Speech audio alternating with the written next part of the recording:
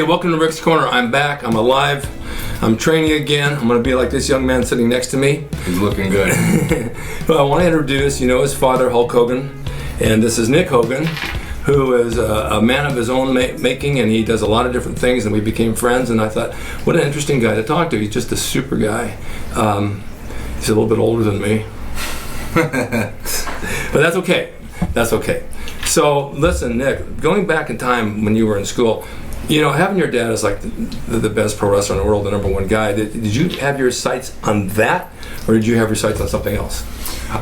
You know what? It's kind of tricky because growing up, I loved wrestling. I still love wrestling. Yeah. And growing up, loved wrestling, and I was always, my dad was teaching me moves, and we were vertical suplexing each other into the pool, and this and that, and just all kinds of good stuff. Yeah. And then, I'd have the trampoline in the backyard, and me and my friends would just hours and hours wrestling and this and calling spots and this and all this stuff, and it was really cool. And then through my teen years, I started bumping around in a ring and got a feel for it, and I started liking it. And then whenever, my dad would have some downtime or some of his friends would be hanging around, they'd all start teaching me little things here and there. Mm-hmm. And then as I got older, I started, my interest started getting divided a little bit. Sure. I was still really into the wrestling stuff and still followed it. And then was kind of torn up into the race car stuff, and I started building cars and getting distracted by that and playing music and things like that, as you can relate. This is like really normal, because I had kids out here that trained, by the time they were 13 and 14, they loved this, and they got in rock bands. Right, yeah, it seems like the thing to do, you know?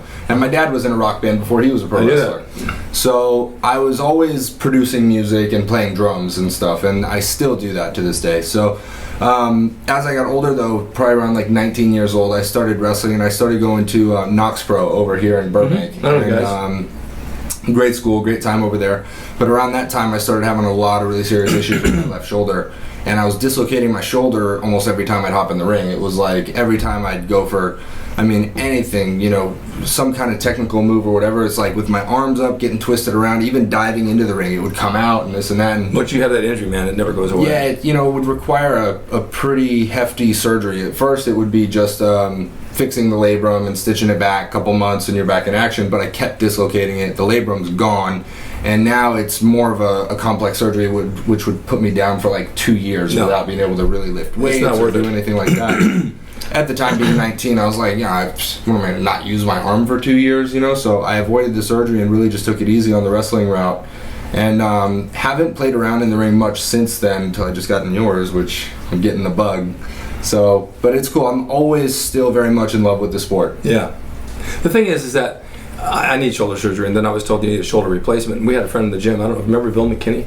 I think so, yeah. From he's done a ton of the Clint Eastwood movies. He had shoulder surgery and then shoulder replacement, and it went worse and more infected, and then he died. Mm. But he couldn't do anything with that arm. And I think about having shoulder surgery, it takes you away from everything. You can't do anything. You can't train. Right. I can't even comb my hair. Right, yeah. Can't put on a t-shirt. No. You can't do anything by yourself. So you kind of live through it, you take pills and maybe mask it a little bit, and that's all you can do.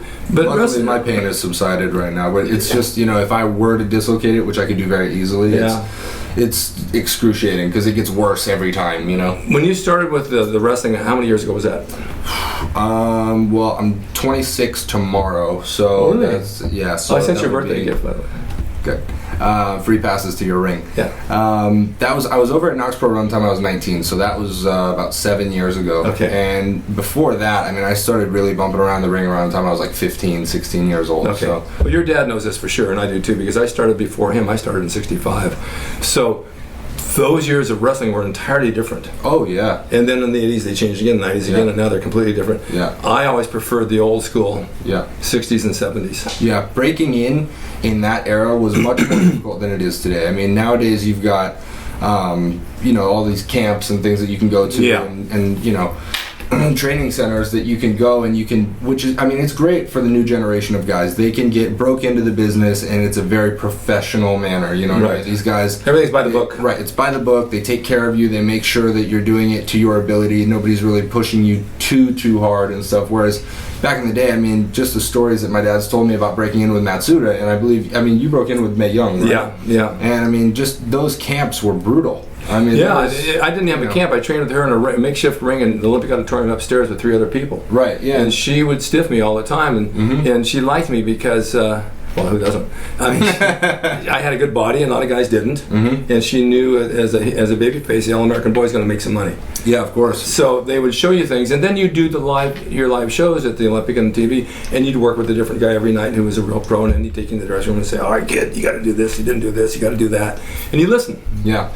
Well, it was like my dad's first day at Matsuda school. He got in the ring, Matsuda broke his leg. I know this, to discourage him. Yeah. You know, just for, you know, and he left, and, you know, didn't come back for a few months, and this and that. He went back to playing in rock and roll bands and this and that, and, you know, I think it got the better of him, and he got pissed off, and he got bigger, and he put on a little bit more weight, and he went back in there on a mission. Mm-hmm. That's what it takes. Yeah. You got to set your mind.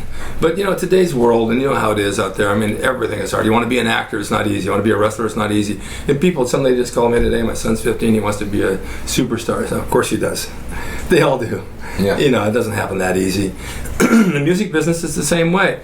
You know, I started back in the 60s, and like you asked me about playing the Hollywood Bowl, and I had a good rock band, and I did well, had a deal, and then I started doing some wrestling and bodybuilding, and kind of put that on the back burner. When I moved here, the competition for rock bands in LA was terrible. It's just like crazy shit. Yeah. You know, all the acid rock, I didn't want to play that stuff. Right. Now at my, I hate to say this, at my age, if I could find a bunch of old dudes that want to sit around and just do blues in a club at night, They might be watching. I know, I wouldn't mind doing that. I wouldn't mind doing that. Open That'd invite. be fun for me. Just a couple of nights here in a club, just playing some blues guitar. But your music went. You had a record. Yeah, I've actually put out a few different records. Everybody's Doing It was the debut single that I put out, and then I put out a track called Boom last year, which was a collaboration between a guy named Rose Rodriguez and a friend of mine, Roy Phillips. And a lot of it is, I mean, it's a lot of house music type stuff and electronic. It's weird how that all started, because when I started producing music, I was around 15. I started playing drums at the time I was like 11, and I was into rock and roll and I loved it, but something about drums always had me. And then when I was 15, I started watching some of these hip-hop producers make beats on these MPC beatboxes. Yeah, sure. And I got one and started making hip-hop beats, and I loved programming the drums and programming the electronic hip-hop beats. It's fun. So from there, that kind of developed into DJing, because I'd see some of these DJs, guys that were huge inspirations to me, like DJ AM and DJ Craze and A-Track, and these guys would be mixing two songs that you would never hear go together, and it comes with this crazy mashup of these songs that's so cool to listen to, and that piqued me into DJing, and I was like, all right, I gotta learn to DJ, I gotta learn to scratch, I really want to do this. And then that kind of came full circle back to the production, because when I was DJing, a lot of these DJ guys are remixing songs and stuff, and I was like, well, you know, I know a little bit about production, I can make some beats and this and that, but I was lacking a certain skill set that I needed to be self-sufficient. Every time I'd go to the studio, I could make the tracks and this and that, but I needed an engineer, I needed somebody to help me do this and that. So I went to school at this place here in Burbank called Icon Collective, and they pretty much rounded out my entire education for music production, engineering, mixing, mastering, everything. And I went to school there for a year and pretty much got everything I needed to be self-sufficient. So now I'm, again, producing music and DJing and things like that, but working on some new records that are coming out soon. Probably going to be launching some more music around September, October this year. And working on some film projects right now, which are really cool. Some stuff that we're looking at, internet-based TV shows, some other pilots, things that I can't really say much about right now.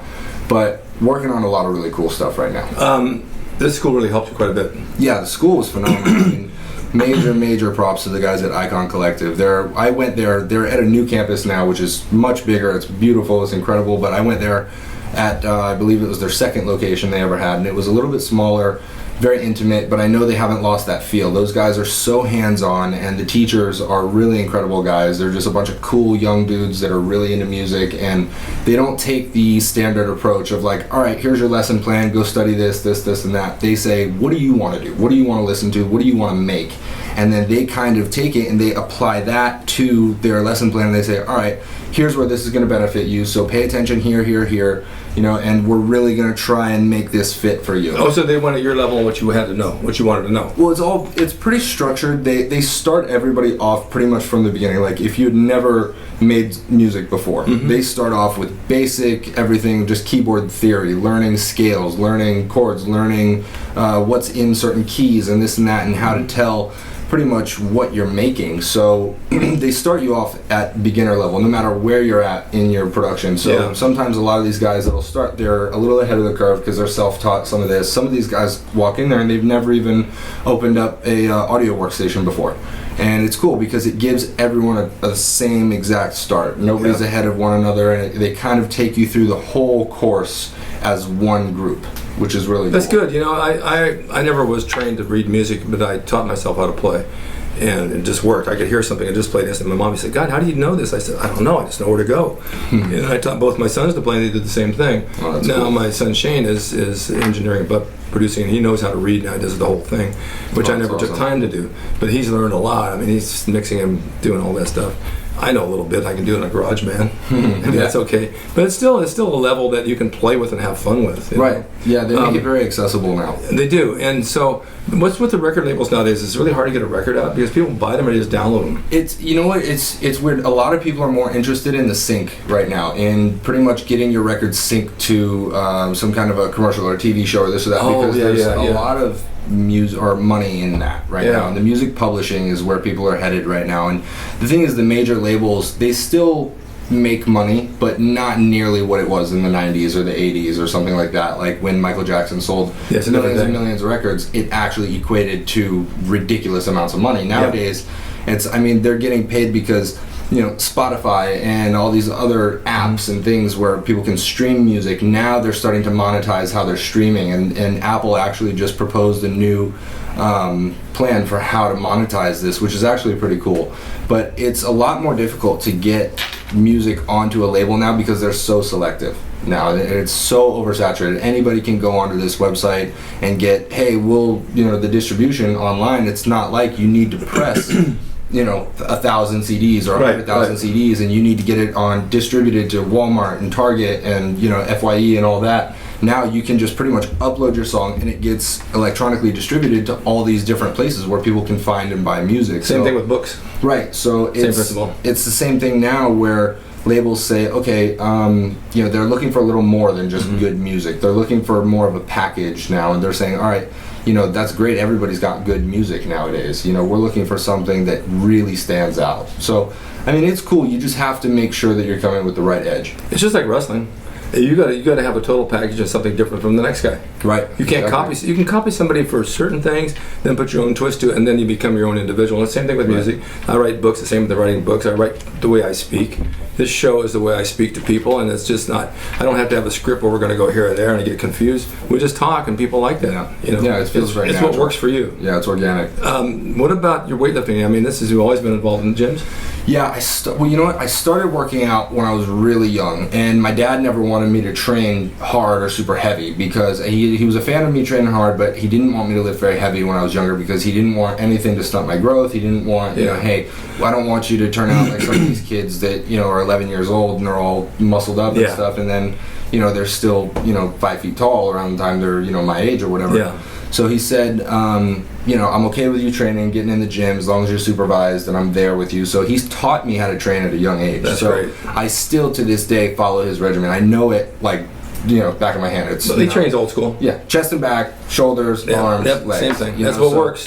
And it's cool. And I'll try to switch it up and, you know, confuse the body every now and again. Yeah. But I stick to the plan most of the time, and I'm always doing the same workouts that he taught me. Some variations here and there, but it works. And now I'm a little older, and I'm starting to train heavier, and I'm starting to put on a little bit more size.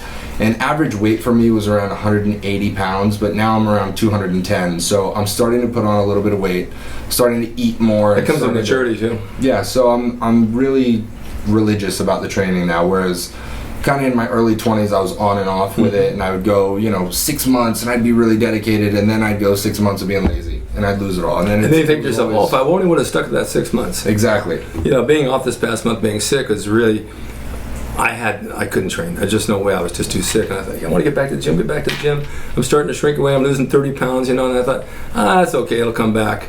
And I just relaxed. And you know what? Even 6 months off, you go back, it comes right back. Yeah, oh yeah, it turns up really quick, you know. I mean, Really quick. I've noticed changes in my body. I've been really on a serious plan because I was staying up with my cardio and just basic weightlifting stuff for a solid year, and then about 2 months ago I just kind of got into that mood where I was like, you know what, screw it, I want to get big. Yeah. So that's when I started eating a lot and being, you know, religious, fork in mouth every few hours. Yeah, and of good you know, stuff. yeah, exactly. Training hard, lots of protein, lean stuff, not a lot of sugar, not a lot of carbs right now.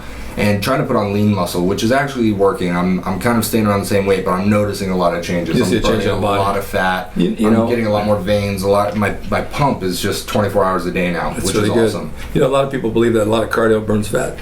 More and more cardio, more and more cardio. Maybe it does for some people. It never did for me. But those pictures right there that you saw, there was no cardio back in those days. Yeah. We didn't have bikes or treadmills or any of that stuff. It was purely diet. Yeah. And it was low carbs all the time. So people say, how do you train on no carbs? I don't know, you just did. I mean, it just became a habit of training like that. Yeah. And having protein 5 or 6 times a day. And not little carbs, not much. Right. You gotta have something, but You gotta have something.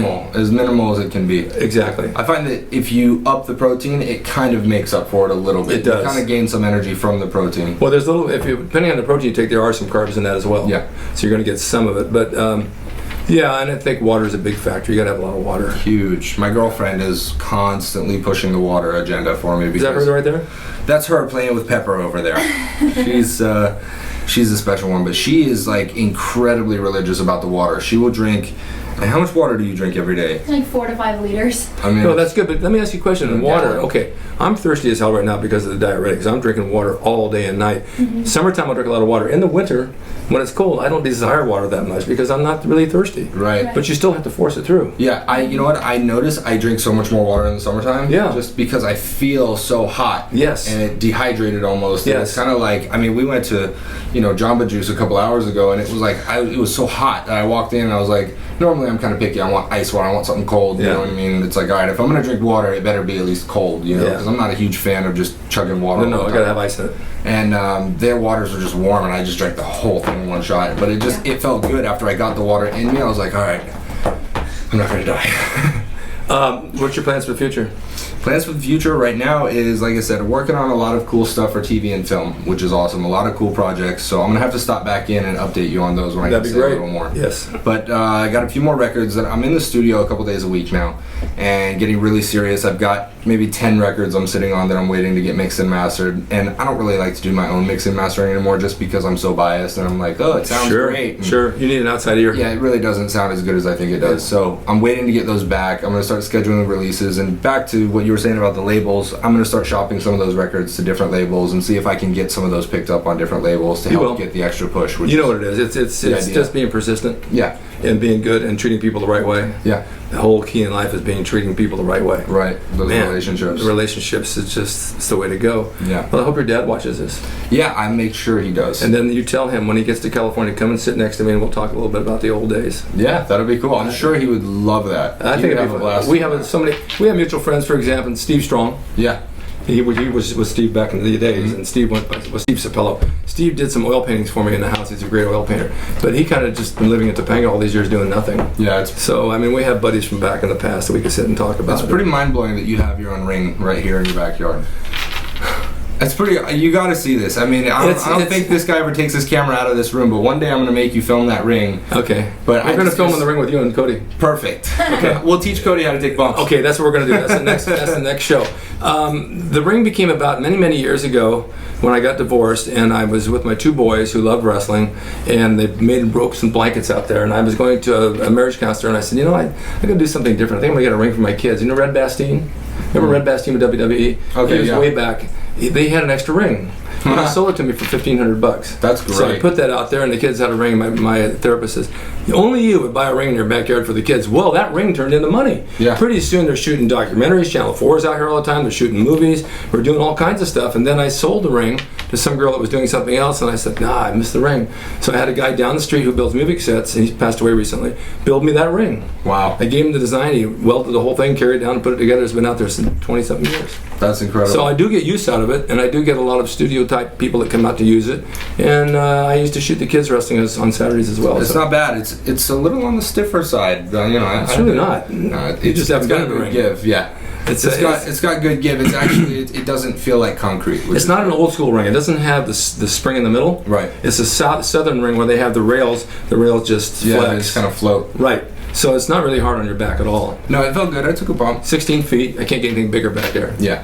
So someone said to me, "Where's your pool?" I said, There it is. "That's it. I'm going to put a moat around there with alligators." Thanks, Nick, for being here. Hey, thanks for having me. And we'll do an update. Yeah. Okay. And then we'll talk to Cody Walker. You guys know Cody. And you guys will come in the ring and we'll shoot a little show around that and have fun with it. Cool. Yeah, we'll hit the ropes and bump a little.